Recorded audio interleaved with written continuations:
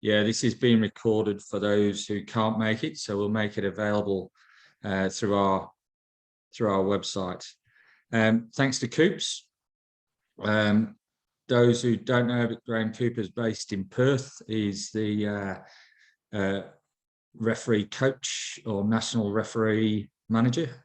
I don't know, community coach manager. There's a title there somewhere that I don't quite know, but you may have seen Coops running around on Saturday as well, doing Super Rugby level. So thanks for your time, Coops, and we'll get into it, guys. It did a similar session on Saturday, and it took about an hour and 20 minutes. So hopefully we can keep it around that. But over to you, Coops, and thanks once again. Thanks, Carl. First of all, thanks everyone for giving up your Monday night. Appreciate that this time of the year with seasons kicking off and club footy training and things like that, you're already occupied most other nights of the week, if not the weekends already as well. So appreciate your time to this. The game management guidelines, if you're not aware, get developed annually to provide clarity in any areas of the game that from an interpretation or law perspective are changing for the following season. The 2022 GMGs is heavily based around on a couple of the new World Rugby law variations that got introduced last year in the Northern Hemisphere and will now get rolled out in the 2022 Southern Hemisphere season. So you might have seen a couple of them being rolled out in some internationals and Super Rugby level in the last couple of months. But then obviously come our season kickoff in Australia, we're going to be implementing those as well. And tonight, obviously with majority of people here, there are a couple of referees on, I see, but from a coaching perspective, how these law variations potentially impact you from a coaching perspective. So do you need to take some of this information away and potentially tweak a couple of things you're doing at training prior to the season, or just to ask questions and gain some clarity on the new variations moving into the season so you can impart that back onto your players as we go. So that's where we're at. I might kick along with the presentation and share my screen in 2 seconds. Please utilize the chat function on Zoom to ask questions. I will provide some times throughout the presentation to unmute yourselves and yell out as well. And I'll try and get us in some discussion groups throughout the presentation as well. So we'll kick along and yeah, we'll get stuck into it.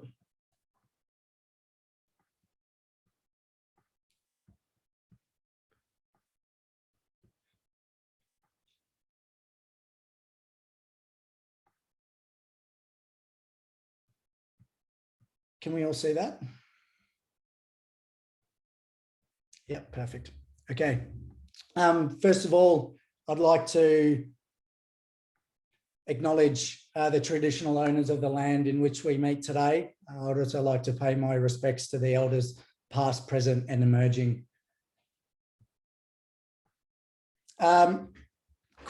A bit of an admin touch point from our perspective, and nothing's changed around this area of the game from a blue card perspective. We think it's actually progressing quite well, or majority of the time.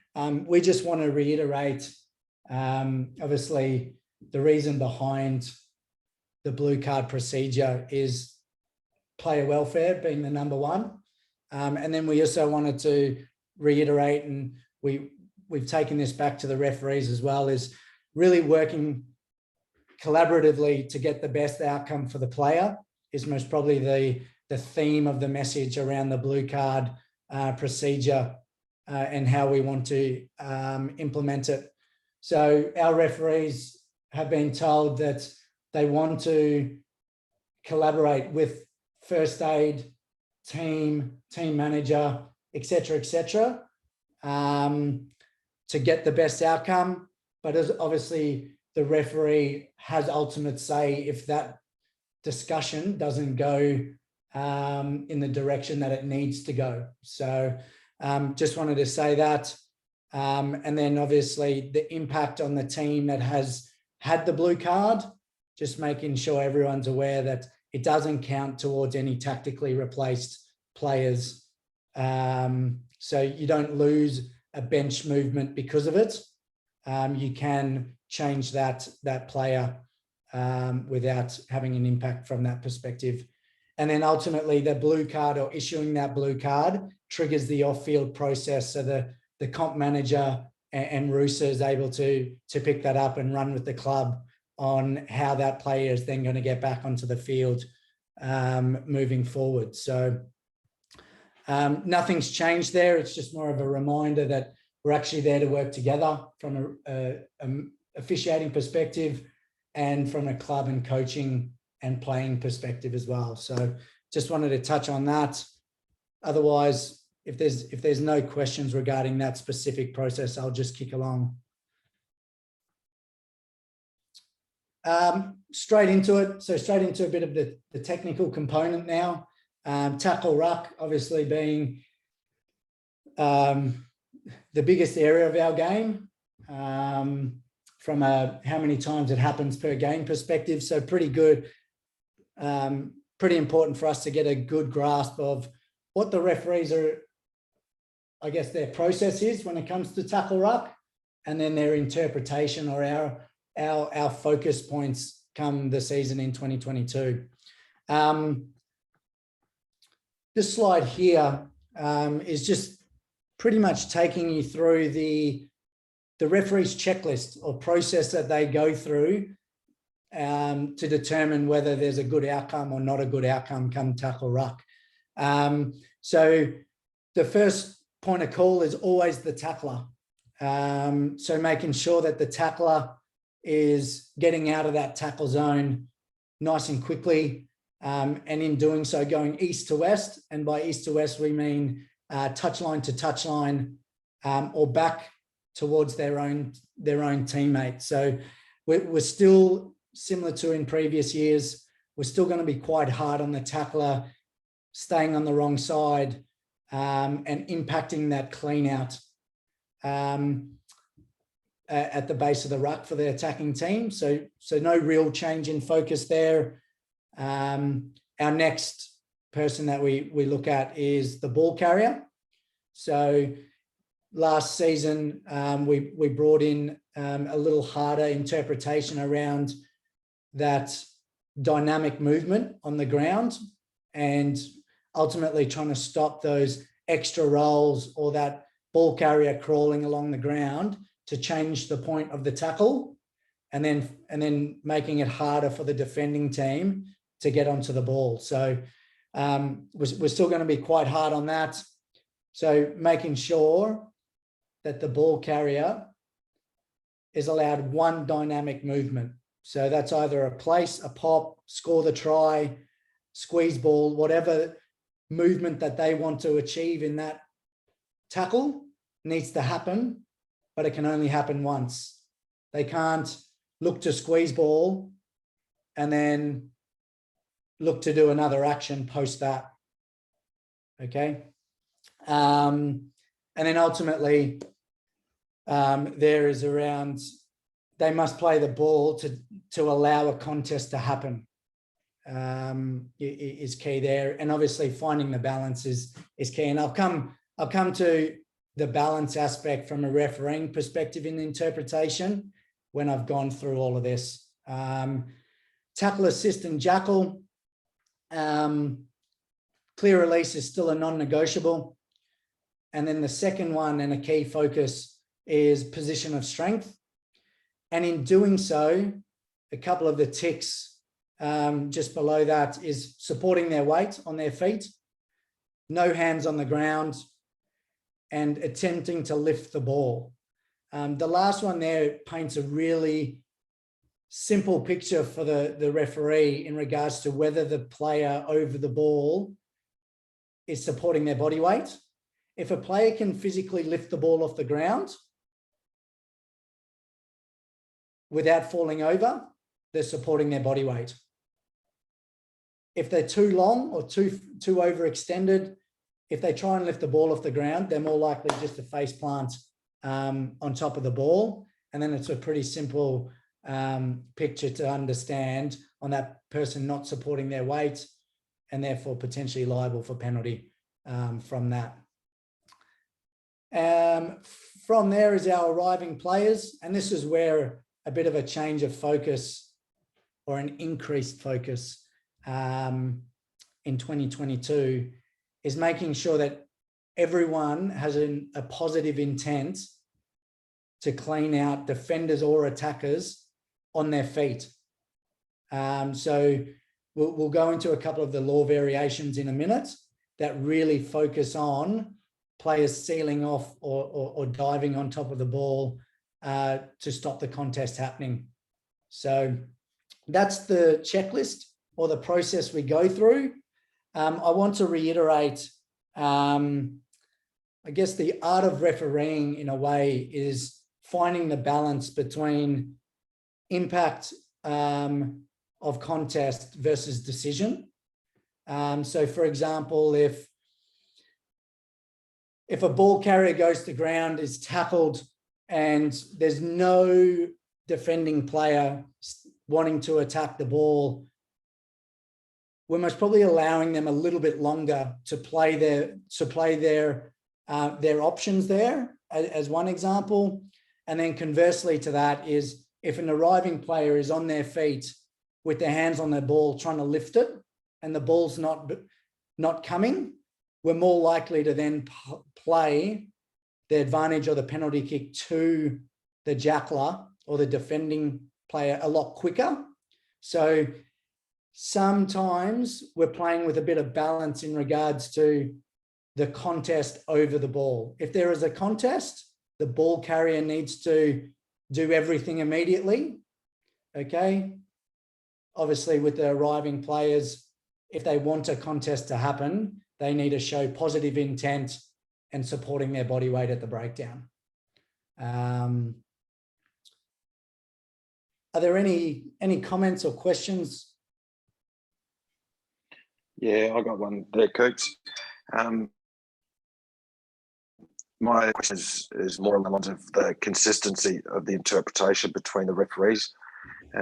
Last year we had some referees that would try and play against or play away from awarding the penalty for a jackler just getting good hands on the ball and showing a lift, feeling that their interpretation of the law was that, you know, it wasn't ideal, so they'd try and play away from it, and we'd have other referees that would blow it as soon as a player touched the ball without a clean lift or anything else like that. How are we going to go about trying to get some consistency across the board on that law? Yeah, mate, I think on that one is we don't want to be rewarding the defender over the ball that doesn't show a clear lift. So if they've got their hands on the ball and they don't want to lift it, well, we're then going to allow the attacking team every possibility to clean them off the ball. So from a defending point of view, you have to attempt to lift the ball to be rewarded. And then from the conversely to that, the defender that gets on the ball and attempts to lift it and shows a quality attempt, I might add, they should be rewarded. That's the philosophy we want to take this year, is the defender over the ball showing a quality intent to lift it should be rewarded if they don't come away with it. That's the message I would say to that.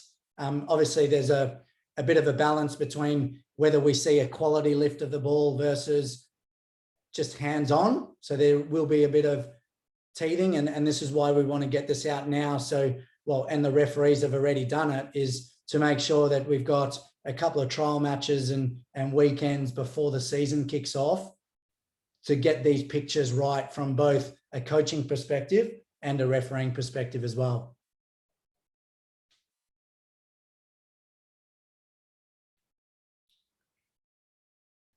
I'll keep ticking along.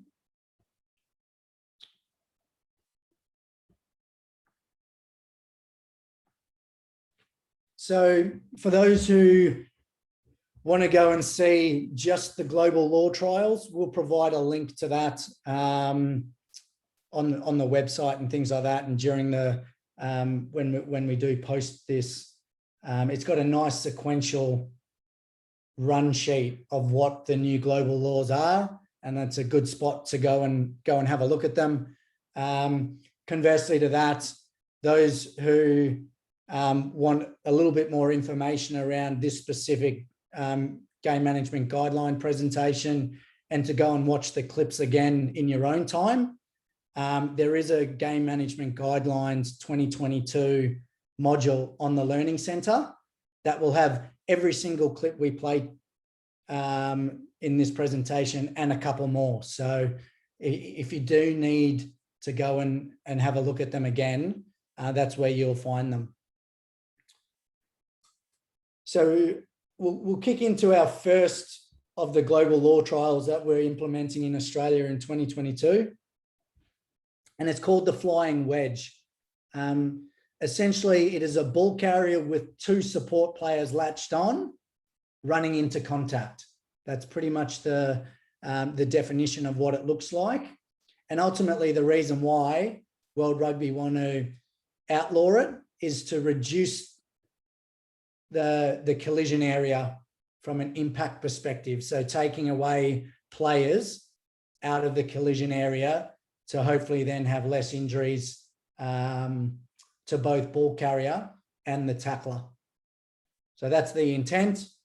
I'll just show you what the picture looks like and what we want to try and discourage within the game in 2022. Very clear from Colin Davidson.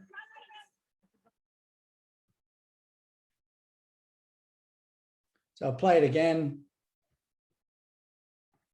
So just stopping it there, you see the ball carriers, this person here, I got 1, 2, so number 2 and number 19 is bound to the ball carrier here. They run into contact. That is now liable for penalty kick in season 2022. So as coaches, how does that impact you and your teams? I'll let you discuss it in a couple of minutes when I put you into a couple of breakout rooms. But just have a think about how this is going to start impacting you as a coach and what you're training your players to do come season time. The second one is called one player pre-latched. It's pretty self-explanatory. What we're trying to get at here is a ball carrier and one support person latched on to the ball carrier. So full arm bind to the ball carrier. And what we're wanting to see from that latcher or that support player bound on is when the tackle is made, that they do everything in their power to try and stay on their feet to allow the contest to happen. So I'll show you it, and then I'll come to a couple of the questions in the chat room as well. They peel off and get close, right on it. Valentini, so close. So for referees, our trigger is this picture here. So we've got Rob Valentini and Alan Alatoa ready to take the ball into contact here. If we watch Alan, so Alan's going to be the latcher. Latches onto Rob, drives into the contest and then seals directly over the ball. And you might have seen Artie Sarvea over the top. So watch Artie Sarvea trying to attack the ball. He can't get access to the ball because of Alan's actions. So 2022 season, Brumby's actions there are illegal. I'll show the last one of a very positive outcome when it comes to a pre-latch. Totally rugby. Well brought, so cooler. Hasn't been able to make the meters to. So we watched the pre-latch, bit of a different type of tackle, but you notice the support players from the black team are always trying to stay on their feet and clean the red players off the ball there.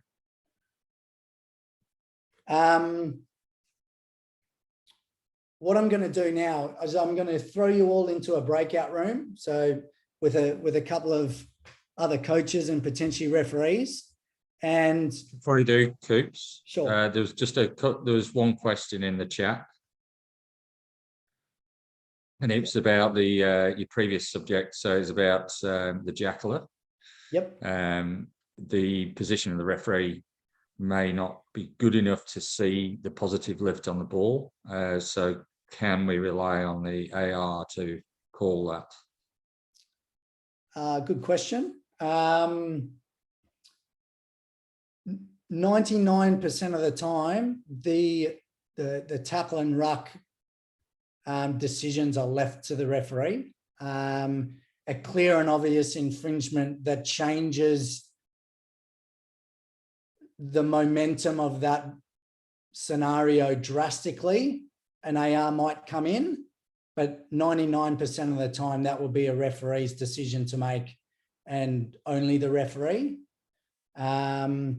Just because it's very difficult to then get consistency on when assistant referees come into the game and don't come into the game, and who ends up actually refereeing the breakdown. So the referee should be making those decisions unless it's an absolute howler. And one of the best examples that we use when we talk about these scenarios, when the AR does come in, is a clear hand in the breakdown that shouldn't be there and scoops the ball back on the other side of the ruck to where the referee is. So I'm going to say no, because the referee should be getting those decisions. We'll work on the referees in regards to getting in good positions to see it. But ultimately, if the player hasn't been rewarded, just get them to keep trying to lift the ball off the ground. Obviously, if they get knocked off it, they then can't go having a second attempt. But if they keep their hands on the ball, tell your players to try and maintain possession and try always to lift the ball off the ground. Hopefully by then the referee might be able to see that scenario and reward you for it. That would be our direction on that. I'll quickly throw you into a breakout room, and the discussion is between the flying wedge and the player pre-latch. I want you to discuss it as coaches, and then how do you see this, or questions you might have around seeing this type of thing in community rugby or in your context from a coach. So whether you're a junior coach or a premier coach, what are some of the questions you might want clarity on before we move on with this? I'll throw you into breakout rooms and I'll give you a couple of minutes and then I'll bring you back. See you soon.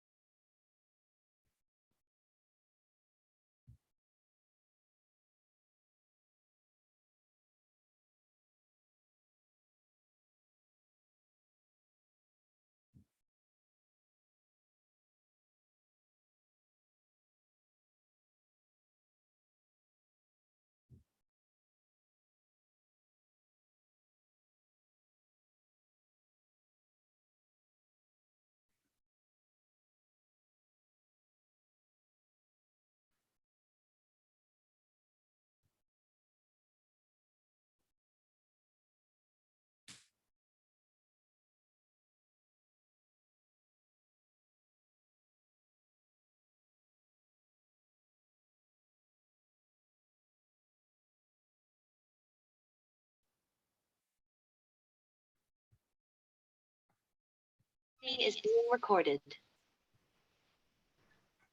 Okie dokie, we've got everyone back, I think.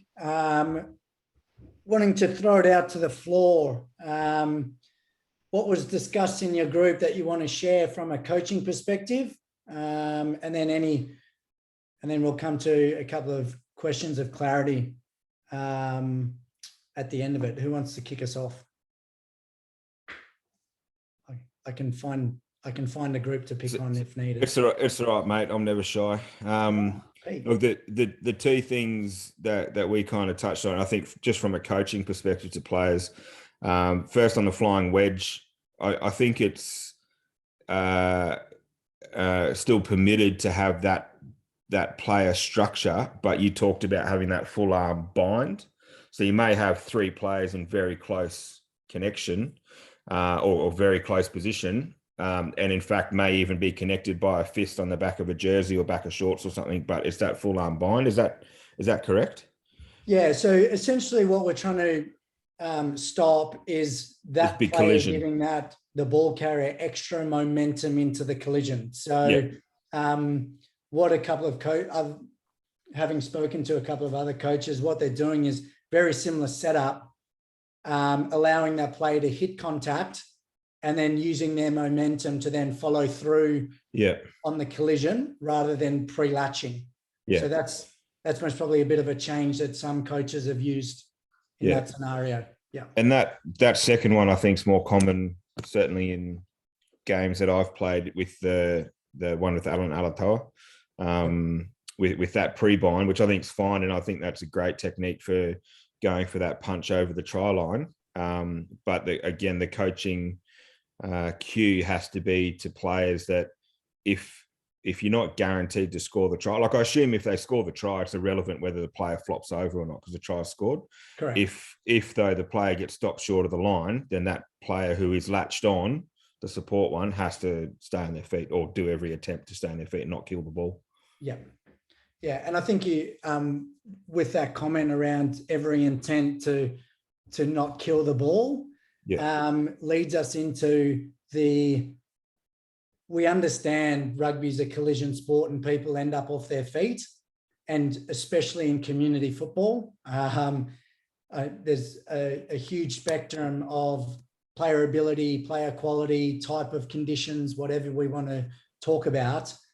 If we see a scenario like Alan Alatoa there, the positive intent of that player to get off the ball is something else we want to see there. Is if he finds himself there, they then need to go, okay, I need to get out of here pretty quickly. Or if an arriving player comes over the top, I'm in a bit of strife here. So still allowing from a refereeing perspective, and we talk about relevance and finding balance in the game and maintaining flow and all these things. If a player can show us that they're trying to get out of that zone, if they fall there, we're more likely then to play on and see that as a positive intent and then just play that ruck as a ruck and away we go to the next phase. Yeah. Okay. Anyone else want to comment?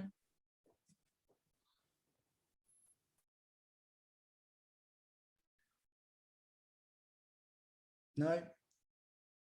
One last thing, once again, talking to a couple of coaches and some of the things that the Super Rugby franchises were doing in pre-season is a lot of work around pre-contact footwork, knowing that if they can't get a pre-latcher or it's riskier to have a pre-latcher on the ball carrier into the collision, really working hard on pre-latch footwork to be able to win that contact rather than relying on the support player to win the contact for them. So just a change of focus from a pre-season perspective for them was really working on their footwork pre-contact to get them into a strong position to win the collision as well. So just something different there. So yeah, just something to think about. Graham, it's Peter here. Just a quick one. I just, from my point of view, I think using someone as a battering ram in juniors is dangerous because they're more likely to drive them into the ground and cause neck injuries.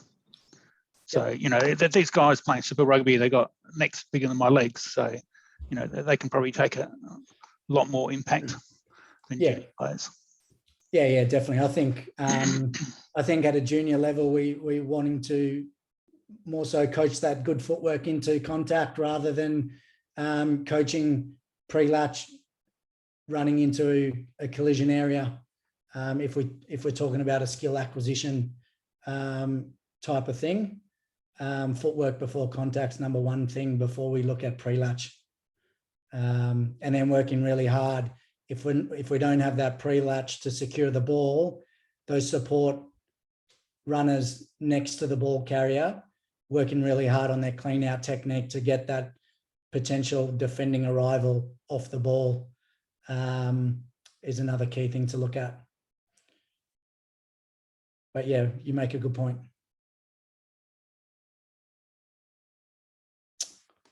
No more questions. We'll tick along. As I mentioned, if something does pop up, throw it in the chat window and we'll come back to it. Happy to do that.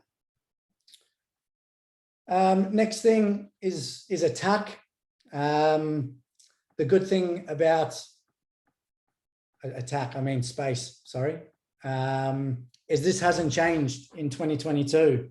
So if you've come to one of these in the last 3 years, you're most probably seeing and reading the same message.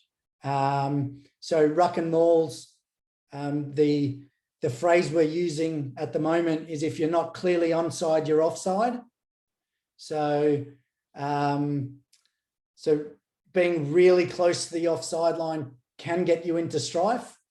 So potentially providing half a foot behind the offside line to make sure that you're clearly onside to then get off the line and defend the attack.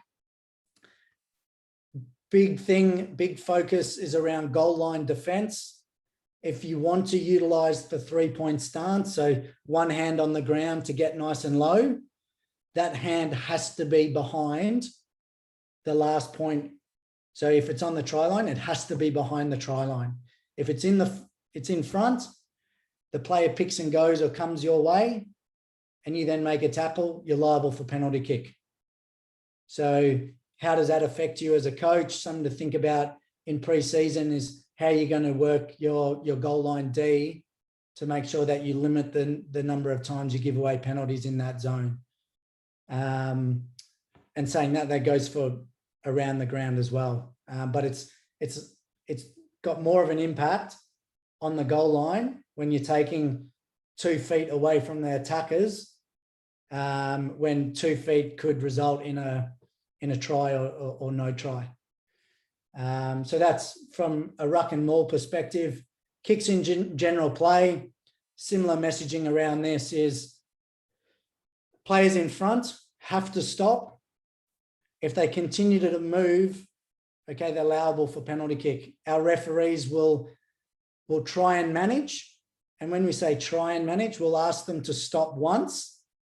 If they don't stop after that, they're allowable for penalty kick. So we're still trying to manage them. But if I tell number 3 blue to stop, and then he keeps going and I tell him again, and he still doesn't stop, well, we're going to penalize him or play advantage.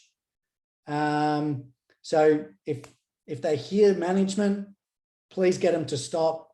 Ultimately, what we're trying to achieve there within the game and how we want to play it is more opportunities for the receiving team to run the ball back and attack with. And therefore, hopefully we got more open games and things like that. Mate, if I'm playing number 3, I need every advantage I can get if I'm in front of the kicker, right? That was aimed at you, Pete. Yeah, I figured, mate. I figured. But I use the number 3s as, and I'll give you guys raps here, is you're the ones who are doing the hard work at the breakdown. And normally a lot of the time, the players that continue to move forward before being put onside are those hard workers that get stuck into the breakdown and the ball gets passed behind them and kicked over their heads and they just get up and start running. So they're a focus group for the referee from a management perspective. So So it's normally the front row, locks, back row that are doing the hard yards, and the backs are keeping their jerseys clean, mate. I'll give you that. So kicks in general play. And then the other one, the last focus area is non-participants in the line out. So we're talking about maintaining our offsides within our backs. So both attack and defense. As we know, if the attack breaks the offside line, more often than not, the defense is going to go as well. So making sure that attack's not, what's the best word? Most probably pulling the piss is most probably the easiest way to frame it, because ultimately we're then going to have issues with the defending teams closing that space down as well. And then receivers, so defending receivers in particular, making sure that they're not shooting off the back of the line out or over the 15 until the line out is over, and then making sure that we have that non-receiving hooker or whoever's playing in that position, that they're in the tram tracks 2 and 2, providing that space there as well. Any questions on space? No. Crack on. Scrum. How good? Best part of the game, they reckon. Once again, I'll quickly go through a bit of the process and checklist that the referees are looking at. So on crouch, making sure that there's still a gap. So if we're on crouch and we're already pre-engaged, we shouldn't continue. Heights of shoulders, so making sure the old adage of shoulders above hips is really important. With temple to temple, or when we talk about temple to temple, we're talking about our alignment. So we're not head on head.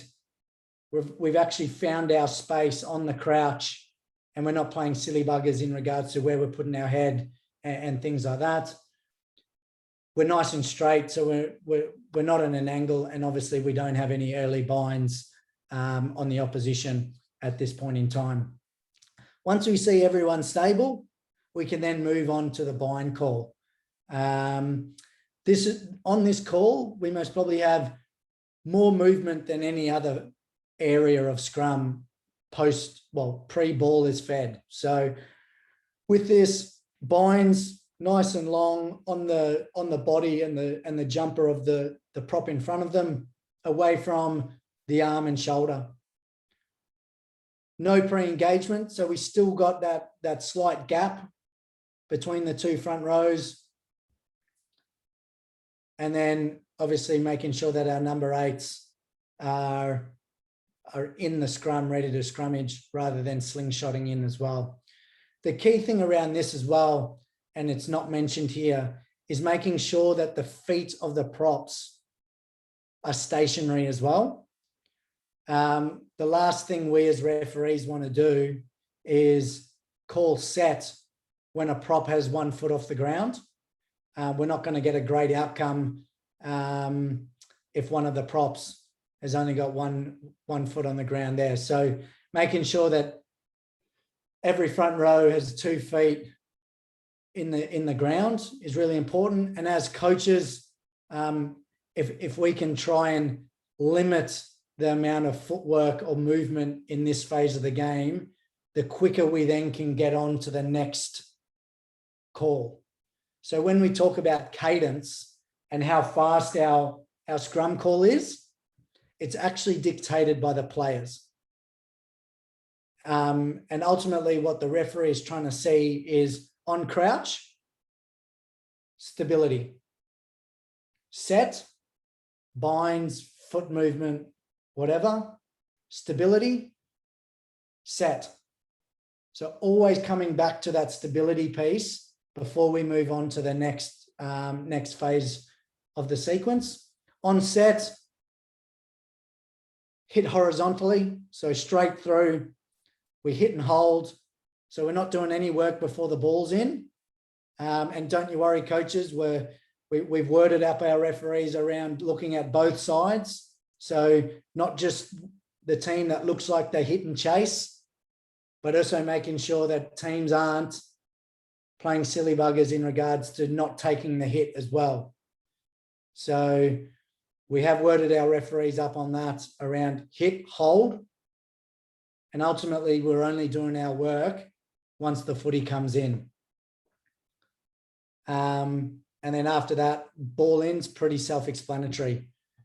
If teams keep the scrum up, you take us out of the game. So if you keep scrums up, we don't have to enter into that decision-making process. And then ultimately from there, if you want to get rewarded when the scrum is up, all three of your front rowers need to go through the mark before you get rewarded. So making sure that you're legally dominant, square through the mark, pushing nice and straight, and away we go. Where we come into that decision-making process is when front rowers start hitting the ground. So tight heads, loose heads, whoever. We'll get into a couple of clips of some examples of decisions that we might make come Saturday competition time. Yeah, sorry, just looking at the chat window. IFOK means in front of kicker. So that's, yeah, that's a fair point. And then another question that I've got here is around the break foot. You might have been watching a bit of Six Nations over the last couple of weeks. We're not implementing break foot into Aussie rugby. It's just a trial in Six Nations to see how it goes at that level. We might see it implemented 2023 if the trial seems to be successful. Ultimately, what they're trying to achieve there is less lean by front rowers. So making sure that the hookers maintaining their weight and not leaning on the opposition, but also the break foot allows the scrum to be a little bit higher on the setup. So we'll see what comes out of that, and we might be implementing it towards season 2023, but it's not something that we will make a decision on. Ultimately, what we'll make a decision on there is the hookers hooking for the ball, which is still mandatory. Coops, just a quick one, mate. A couple of years ago, there was this thing that came up around axial loading. Without going too much into it, is that like where does that sit in all of this? Like I know it's not on, but are refs clued up to look for that? Yeah, mate. So ultimately, what from a refereeing perspective is we're looking at there is whether the front row's top of their head is leaning on the shoulder of the prop in front of them. So if we see that picture and you can actually see them exerting force through that, we need to get them either higher or closer together. So when we talk about having a gap, we're not talking about a gap between head and shoulder. We're talking about a gap between shoulder and shoulder. So ultimately what we want to try and do from an axial loading perspective is even if the head of the front rowers are slightly under the shoulder already, so they're not leaning on each other, and then we can still set shoulders come together, and that's the hit we want to see. And that's another reason why they're trialing the break foot, is to try and avoid that axial loading in Six Nations as well. But yeah, we're not implementing that come season 2022. I'll click through a couple of the clips, and then if you've got any questions, please shoot them out. So this first one's just around Tidehead. So these two are around Tidehead infringements that we might see. The first one's overextending and collapsing. So that Tidehead that's getting their feet too far back through the scrum call, and then on set, just pancaking onto the floor. So white here,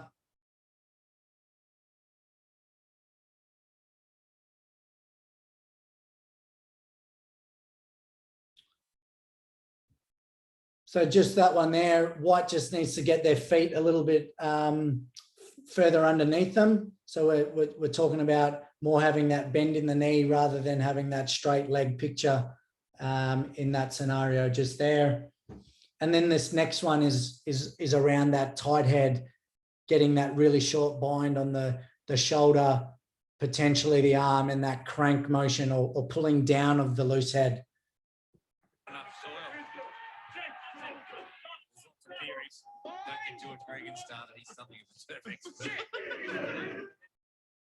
So 19 here. If we go again, you see a slight pull down, and then the second one is a little bit more accentuated, and that just brings the scrum across and down. Doesn't help that the Amy Park turf's tearing up underneath them either, but anyway. Next one around loose head. Really important from a refereeing perspective is we see the loose head start square and maintain their shape. So there we're looking for them to kick out their hips and come in underneath the tight head. So this one here, we're looking at this player here.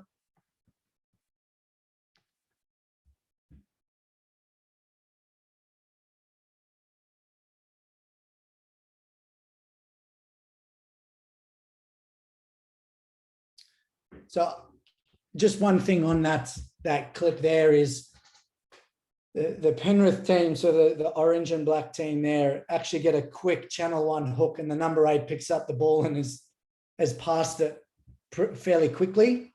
So from a refereeing perspective, just because we see that, well, hopefully we see it, doesn't mean we're automatically just going to penalise that action. Obviously, the ball getting taken out the back of that scrum and played away very quickly is an opportunity for us to restart the game, and we tick along. The key thing for us as referees is making sure that at the next scrum, we're going to that loose head and being like, hey, mate, we need you to square up. We can't have you coming underneath the tight head like that.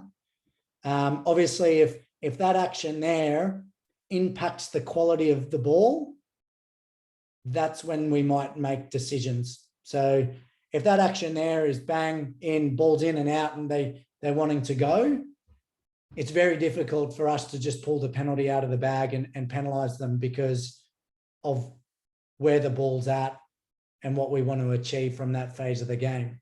If we see that denying the Penrith team or the orange team there getting dominance, well, then we might have to action it from a penalty kick perspective. But it's just an awareness piece. So material effect is pretty much the terminology that we're looking for there. Is if the ball's in and out and away we go, what material effect does that have? None, you could say. And that's why we've played away. It's when it does have an effect on the quality of contest or quality of ball, that's when we, as a referee, will need to intervene there, either with more management and then the sanctioning of that player through penalty kick.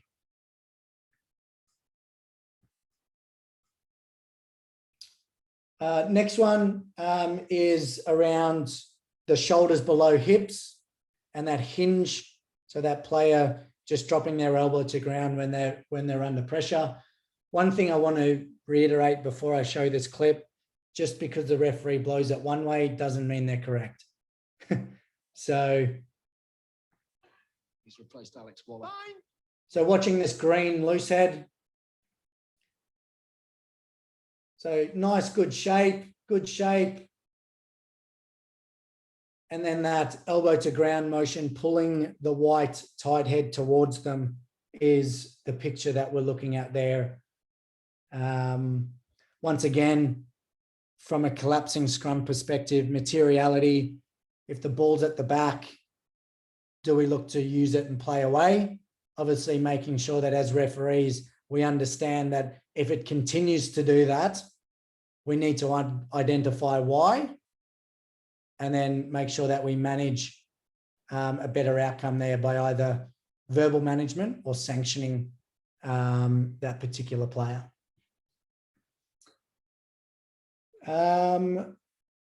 Last one, I won't show this one. This is a nice, clear, just a reset picture, no one at fault.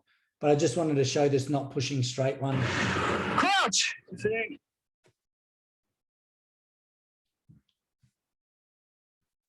So here, orange puts the ball in.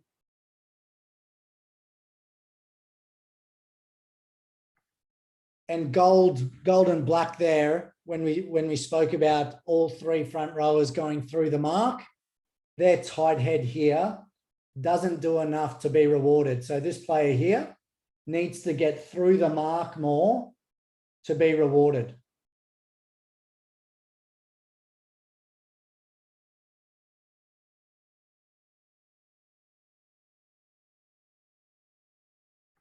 The other thing with that is we're going to make sure that the number 9s are taking the quick tap on the mark as well. Any questions on what we've just discussed?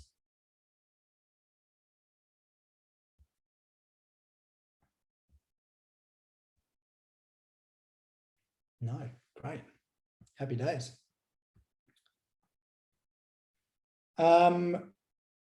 Quick touch on Mayday. We touch on this with our match officials every year. Once again, it's that collaboration approach. Ultimately on field, the person that needs to make sure that this goes to plan is the match official. So as coaches, if you can do your work at training and behind the scenes of upskilling your players to understand the procedure, we're just going to get better outcomes for that. I guess that player that is in strife when it comes to this type of scenario. So ultimately coming back to the player welfare being our number one reason, and working together to get the best outcome from this perspective. Okie dokie. We'll keep ticking along if there's no questions. Once again, chuck them in the window or just yell out. I'm happy to stop halfway through if you need to ask a question as well. Line out, nothing's changed from 2022. So from a match official perspective, they're going to be very hot on the setup. So nice gap. Players not moving around, not closing the gap, hookers staying on the mark, that type of thing. We're still going to be pretty deliberate is most probably the best way to put that. Because ultimately, if we get that set up right, we get a good gap, players understand what they need to do around that scenario. We get the ball down the middle or as close to the middle as possible. We've got a good contest. We have better outcomes.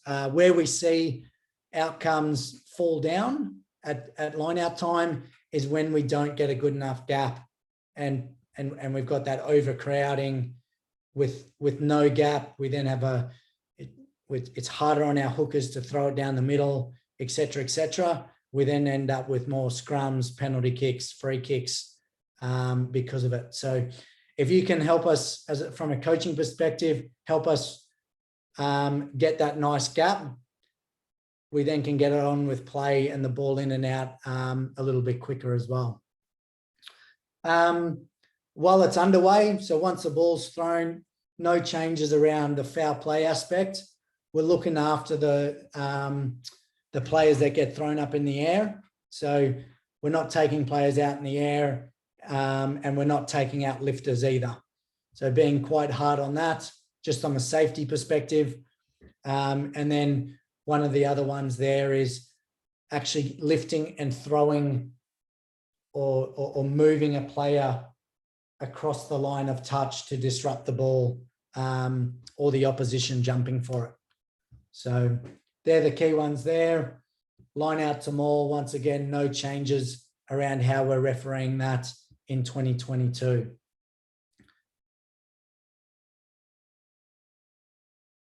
Good question. Got a question on the chat window here around not straight throw.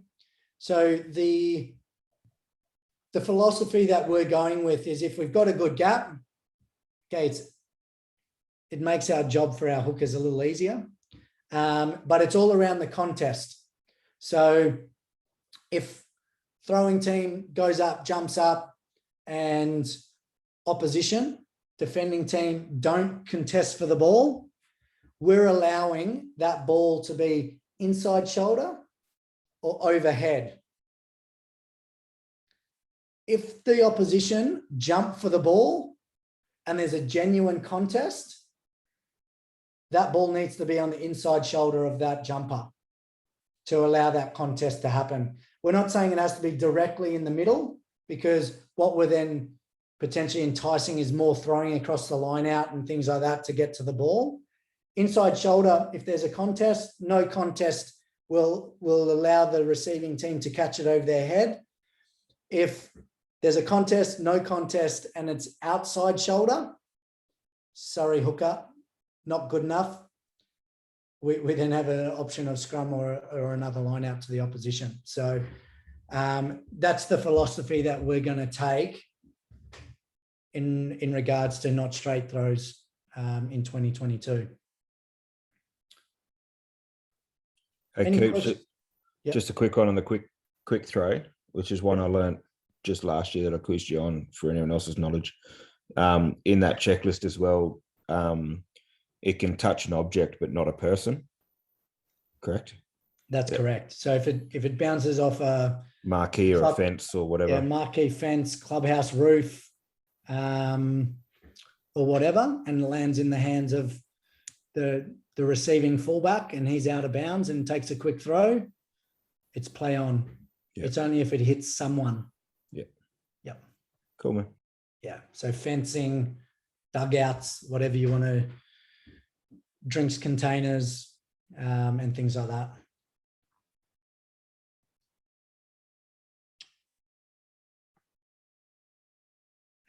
Once again, I didn't reiterate this around Scrum and things like this, but just the awareness of different law variations within different competitions. So under 19s, there's some law variations specifically around Scrum, pushing distance, etc. Under 19 law variations around line out is around pre-gripping, lifting on legs and things like that, and what age group you're allowed to start doing that. So if you're in that transition age group, whether it's 15s from a line out perspective or even more so under 18s to seniors, just make sure that you're understanding the differences in some of the laws with the age groups that you're coaching in, or for those players that are going between age groups as well is something to think about. If you've got, I don't know, an under 14 playing in 15s, they might not understand the differences and you might need to coach them through that. Anything else on line out? I don't have any clips for you that are any different to last year's. Once again, there'll be a couple of clips on the GMG module on the Learning Center if you want to go and have a look at them, just to gain some clarity on what they potentially look like. So please head there. Foul play. I'll quickly go through a couple of them, and then what I'll do is I'll go through the head contact process, and then I'll put you back in your breakout rooms, and you can have a bit of a discussion on what impact that has at community level, and as coaches, and being potential educators within your clubs on some of the messaging that you might need to get to players, spectators, and other club officials with the slight changes to that. And then we'll continue through a couple of extra things. So lifting tackles, I'm well aware of these after the weekend. Don't worry about that. Reds v Force, if you haven't seen it. So nothing's changed in regards to our process here. One thing that was brought to our attention in these scenarios from a coaching hookup that I had in Canberra over the weekend is the opportunity to use mitigation in this type of scenario. Unfortunately, our framework doesn't stipulate mitigation, and it's something that we'll take to World Rugby with. And the reason why someone brought up mitigation around this specific process is what happens if someone lifts someone off the ground. So they lifting tackle, pass horizontal, and they get them so far, but they stop and they put them down so slowly into the ground. They still touch their head and shoulders. Let's say the red card scenario, but they stop and realize, and the contact into the ground is minute, and they essentially lay the person back onto the ground.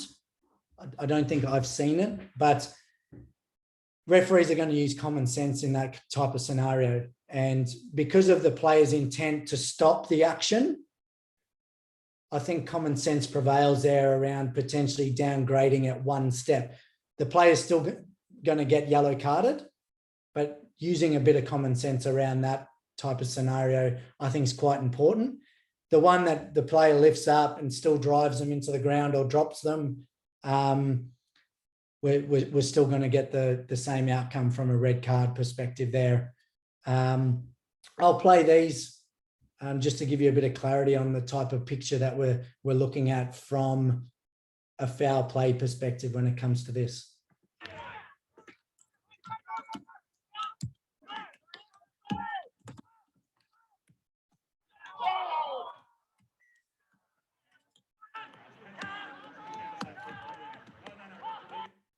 So community rugby there, past the horizontal, lands on the side. We're going to be issuing a yellow card for that offence. Okay, not hugely dynamic, but it's still the action of past the horizontal, landing on the side. I'll play it again.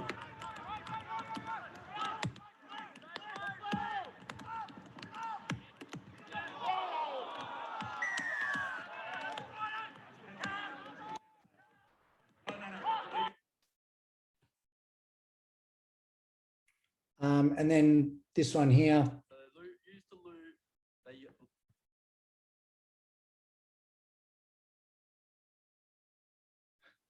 Okay, that one quite dynamic. Feet are pointing towards Mars, and lands on the top of their back, shoulder, and neck area. Nearly does a full 360 in that type of scenario. Any questions? Like I mentioned, the philosophy really hasn't changed over a number of years. Ultimately, what we're trying to eradicate is the lifting motion.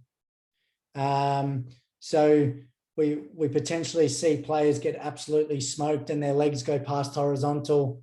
It doesn't mean that there's foul play. What we need to see is a clear lift from that defending player for it to be an issue. So just an awareness piece around that.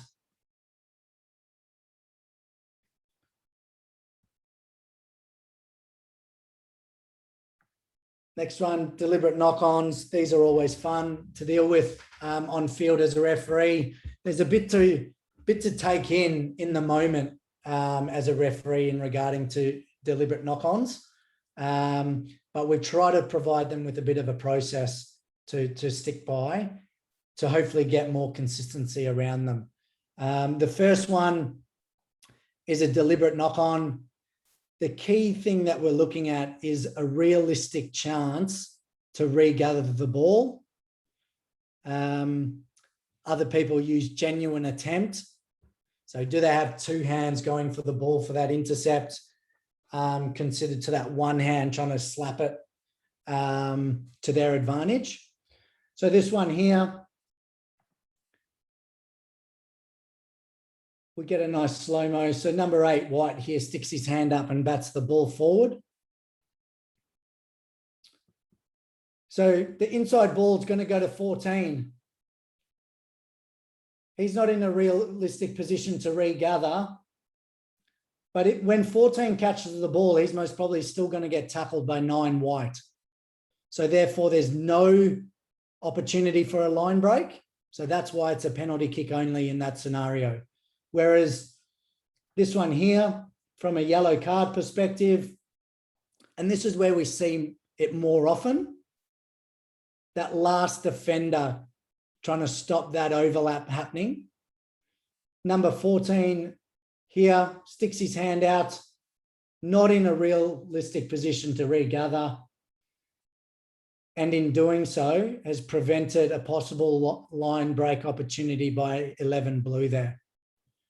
So that's the sequence we need to go through. The thing around this second one and around preventing the line break, from a refereeing perspective, it comes with a bit of experience and development in seeing that action and changing the focus from the action to the big picture of, okay, where are the defenders? So ultimately, what we as referees and as a refereeing group want to try and achieve here is, yes, the yellow card, but at least identify that's a penalty kick. Okay, so we should never be knock on from that example as a refereeing group. It's safe to say. But sometimes it is hard to get perspective on whether that line break opportunity is there with cover defense and things like that. The reason why Super Rugby get to look at these is because we get a TMO and 16 slow-mo replays to get it right. So ultimately, penalty kick there, yellow card in that type of scenario, we're ticking that referee as doing a pretty darn good job in this aspect of the game. And then the penalty try picture is a pretty simple one. Clear open line, but without the action. So looking at this player here, shoots out of the line with a 3-on-1, not in a realistic position to regather the ball, preventing a probable try. Any questions on those?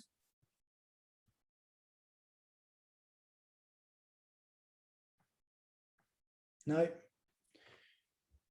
Head contact process. This is one that, well, got implemented last year.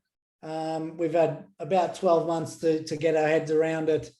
The key thing around this new head contact process is the ability to have a play on outcome. So we have head contact, but we have a play on outcome from the head contact. And the reason for the play on outcome is the defender or the tackler is always in a realistic position to make a legal tackle, but because of the actions of the ball carrier, the head contact then occurs, is the easiest way to put that. So funny enough, I had 2 of them in my game on the Force v Reds game on the weekend. So it does happen. So there is an ability to have a play on outcome. And this is where you as coaches and educators within your clubs would like some help with transferring this message in particular to players and spectators, because our referees will be refereeing under this framework. But where the angst will come is when we give a play on outcome for what they perceive to be a high tackle because of head contact. So where we need to start educating our players and people within our clubs, and obviously us as referees, getting to clubs and helping you do it, is through that initial step, because that's where we're going to have the biggest blow-ups in community rugby. We'll work really hard on our referees being able to explain why and seeing those pictures. If you can help us on the education of players and support staff and spectators, they'll go a long way to reducing the angst regarding it. And then if we do deem there to be foul play, okay, because of a number of reasons, we then work through these scenarios here. So was a player at fault? So was the defender or in some occasions the ball carrier at fault? If yes, we then work through our degree of danger framework. So is it low degree of danger? So we're talking about low speed and those types of things, not dynamic, all of those types of words. Medium, so there's a bit of force involved, but still not very high. Red card, obviously, being our extremely dynamic, deliberate type of scenarios when it comes to head contact. Mitigation.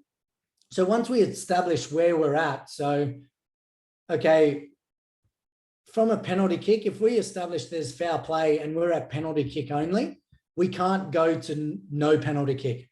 It's always going to be a high tackle or head contact, and we'll always penalize it if someone's at fault.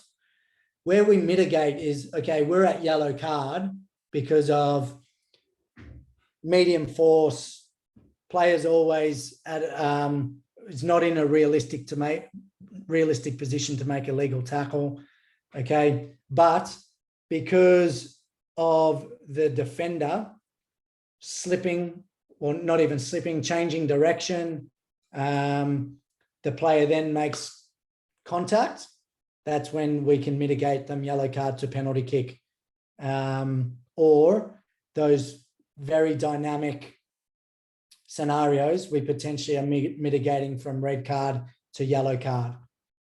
What I want to reiterate there is we will not be mitigating any deliberate or reckless or extremely reckless acts of foul play. So we're talking shoulder charges.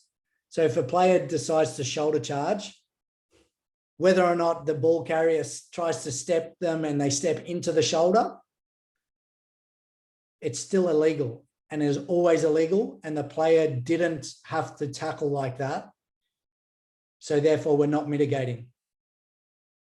So we're talking potentially grass cutters, those types of things that are really deliberate acts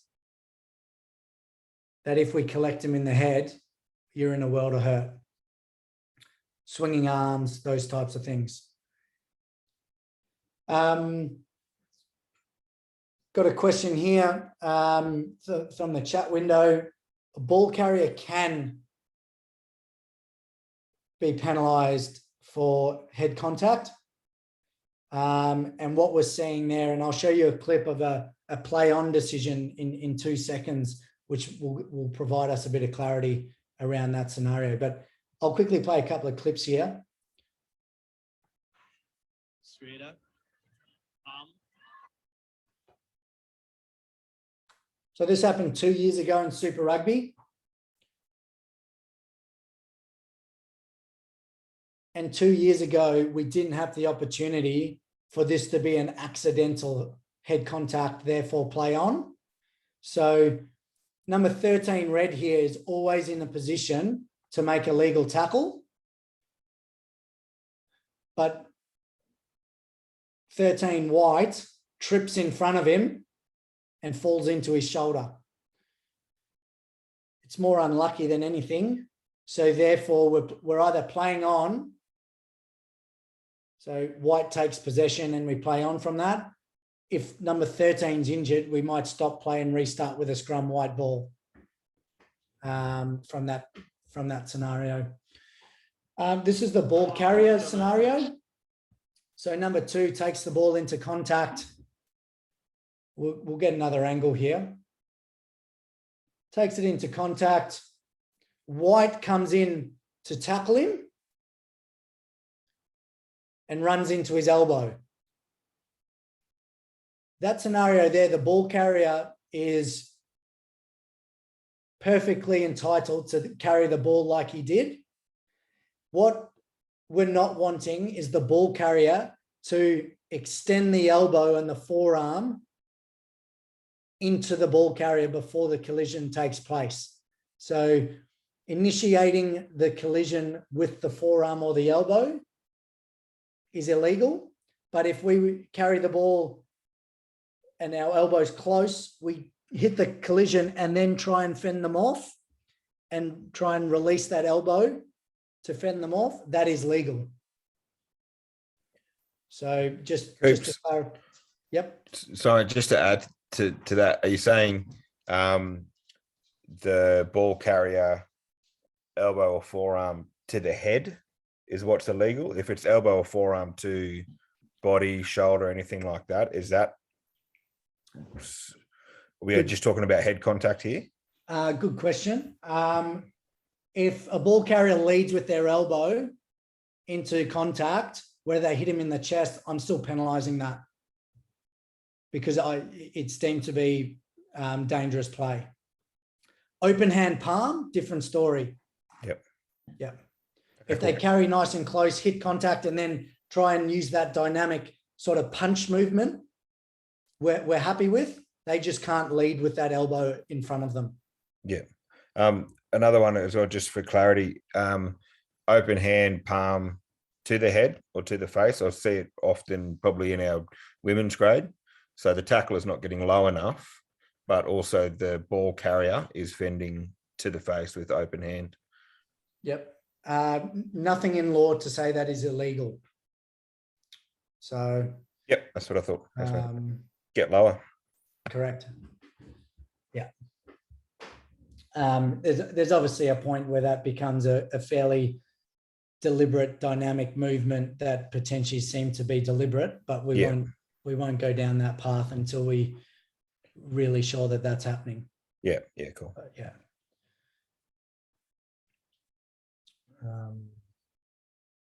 I'll kick along. I'm just a couple of ones. These are very similar clips to last year. I'll play these, this one and then the red card one just to, so this is,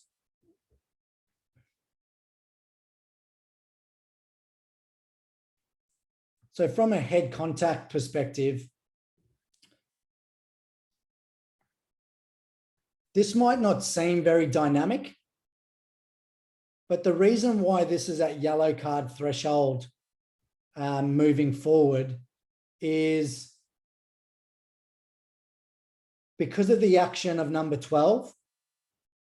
So in our process of making this decision, we need to go through, okay, is number 12 ever in a realistic position to make a legal tackle? And as coaches, is that a good tackle shape by number 12? No. Number 12 then gets it wrong by a bit of a swinging arm to the chin of the blue player here. So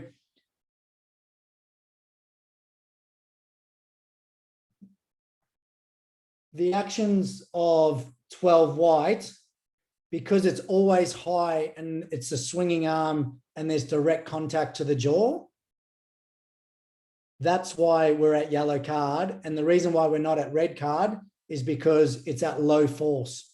So we're in that middle zone from that action. Whereas if we compare it to this one,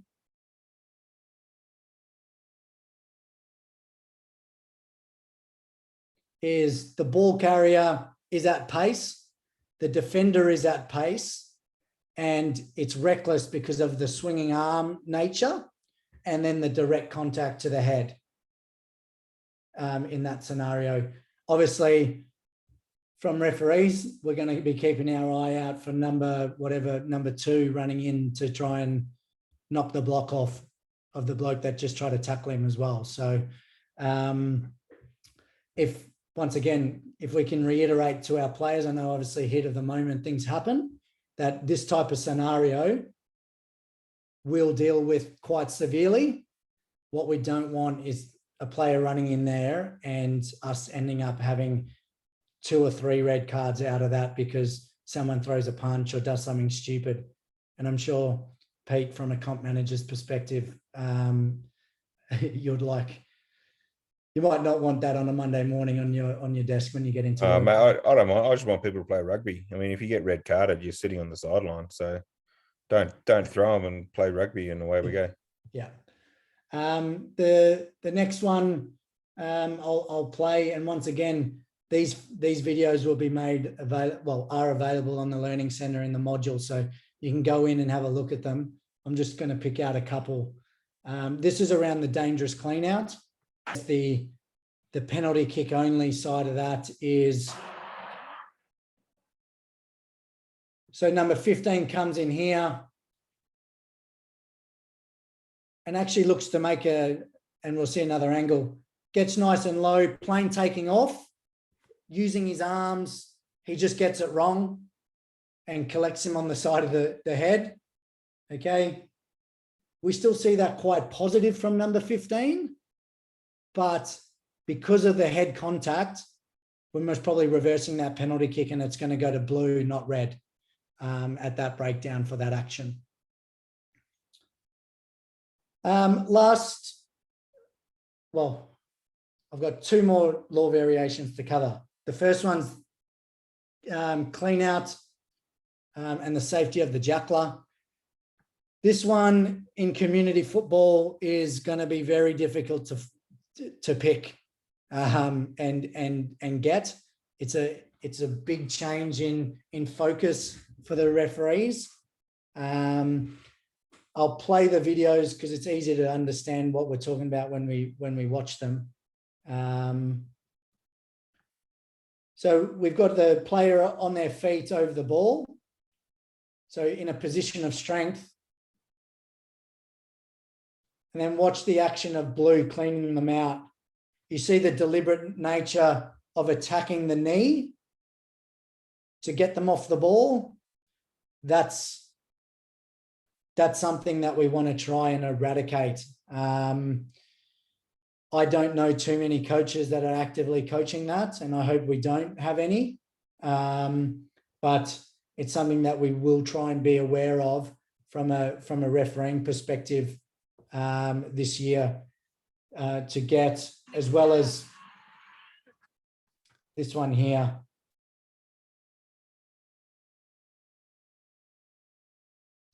So initially the first one, I think if we pick that up on a Saturday afternoon, wherever we're at, we're most probably penalising it. Where we're escalating is the genuine nature of the arriving attacking player.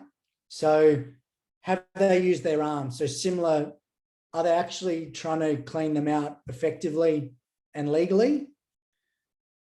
And then to escalate the decision is, okay, they've come in, they're from that last one, they're from the side, they don't use their arms, they attack the leg of the player, and that's when we're elevating that to a yellow card sanction. So more about the action around the player, where they enter from, whether they use their arms and they're legal in their cleanouts, and then obviously where they impact the just on that one.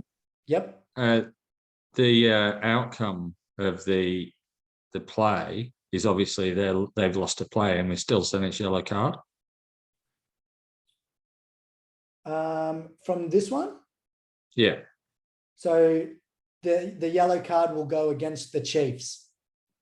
Yeah, what I'm saying is the impact of that play has meant to a player having to leave the field injured, Yep. and it's still a yellow card. Can that be escalated depending on the outcome? I see your point. I as referees and on field, I think that us adjudicating on the outcome, potentially around injuries, we go down a very big rabbit hole in regards to other areas of the game that we don't do that in.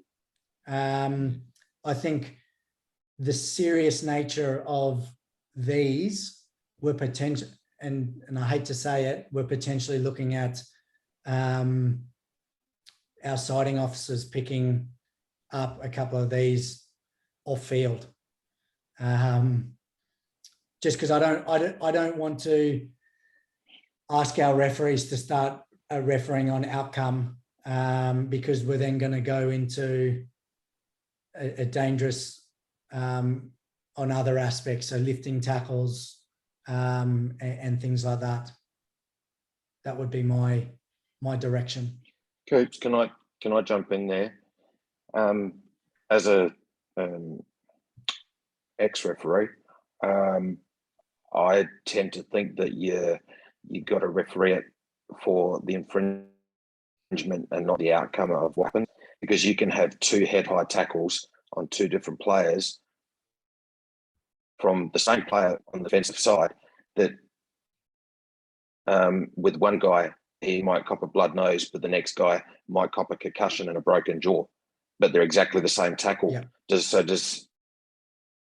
Does one get a penalty and the other one get a red card just because the guy that you tackle has got a glass jaw? Essentially, I think you should be focusing on what the action is, the result of the action. Yeah. Yeah. Just so we're all aware on this type of thing as well, is obviously that player leaving the field due to a foul action of foul play is not counted in a movement either. So you're not losing a movement because of it.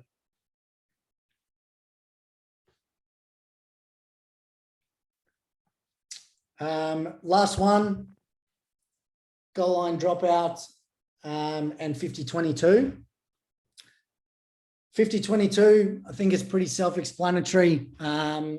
If the possession, I'm going to say phase, starts inside the 50-meter line, the team can kick downfield. The ball has to bounce in the field of play over the 22-meter line and into touch to receive the line out to the kicking team. Very similar philosophy around our 22s. If it's passed back and then they kick it, you don't get the line out. Okay. So very similar on how we're going to approach it from a refereeing perspective.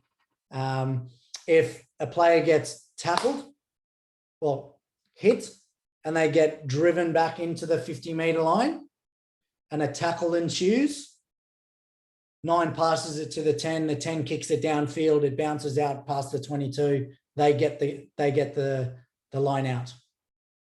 Okay. So very similar concept to how we manage our 22 scenarios from that perspective. The only difference, the ball has to bounce in to get the gain in, well, to get the line out. It's a good question on the chat window. All these law variations are only for 13s upwards. Okay. I didn't specify that earlier. Pathway law, so under 12s and below, are still playing pathway law. So they won't have the new global law variations trialed. It'll be 13s upwards. So 15 aside rugby and up, pretty much. I'll quickly show a couple. Grant. So scrum inside the 50. Nice little grubber kick, goes over the 22-meter line into touch. It's going to be white throw. Nice little kick, obviously a bit of a tactic potentially. What we're actually finding is because teams are dropping players back to defend it, we're actually seeing a lot more phases of running rugby down that channel in those types of scenarios, because there's actually a bit more room for the teams to play down.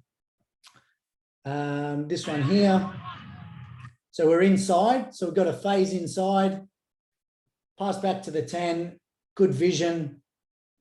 Good execution. Gold, get the ball.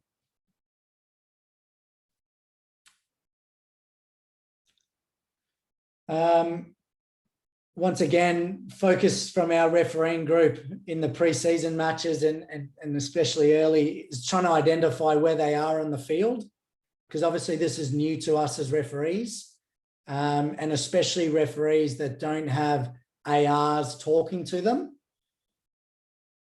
They're going to take a bit of time to adjust on, okay, inside, outside, whereas it's been ingrained in the referee from when they start around the 22-meter line. This is just a readjustment for them. So there might be a couple of teething issues earlier in the season around getting these 100% correct.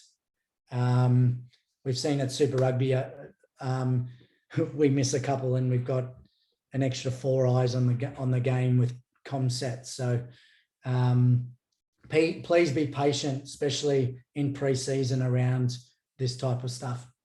But we'll try our best.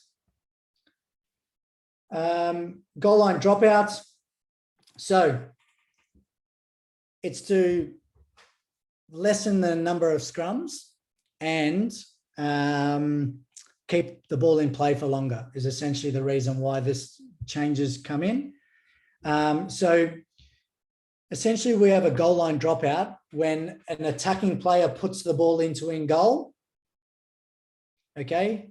And it's either made dead by a defending team, it's either knocked on in goal by an attacking team, or it's held up over the goal line. So they're the 3 scenarios that will have a goal line dropout. I'll show a couple of clips.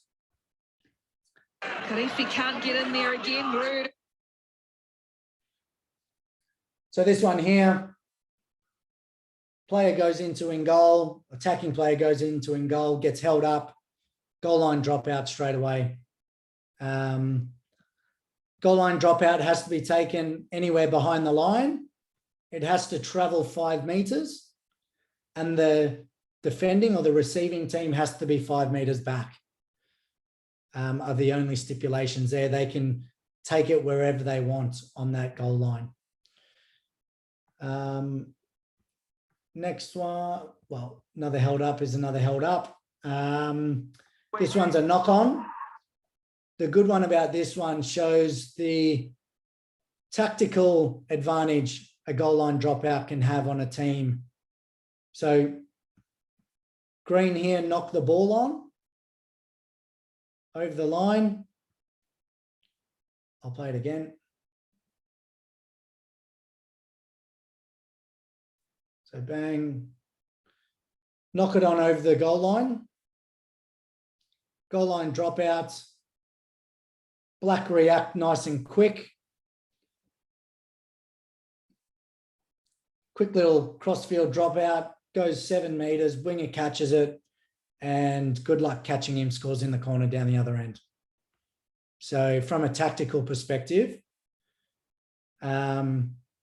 awareness of how quick you want to take it and how to take it can be a huge benefit to you as coaches.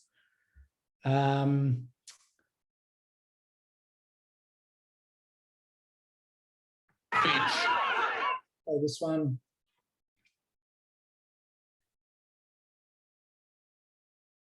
So kick.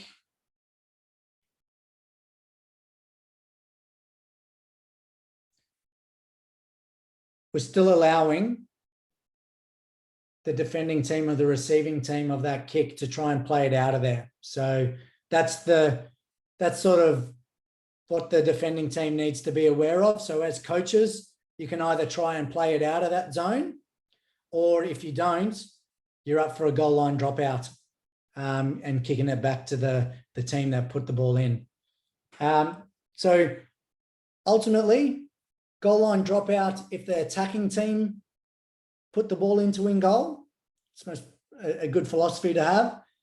If the defending team still puts the ball into in goal, we still have a 5 meter scrum. So if the ball gets passed back to the number 10, the 10 stuffs it up and makes it dead, we still have a 5 meter scrum in scenarios like that, or a defender gets tackled back into in goal. We still have a 5 meter scrum there as well. Otherwise, that is the content per se. I'm happy to answer any questions before you go. Appreciate that we're a little bit longer than expected, but that's okay. So if you need to jump off, please jump off. If not, I'm happy to hang around and answer a couple of questions if needed. Carl or Pete, do you want to wrap up or say anything else? Looks like Carl's on an important call, mate. So yeah, no, all good. No, look, thanks very much for your time again, mate, and thank you everyone for tuning in. You can probably stop the recording now, even if you want to, Coops. It will be, like I said, we'll have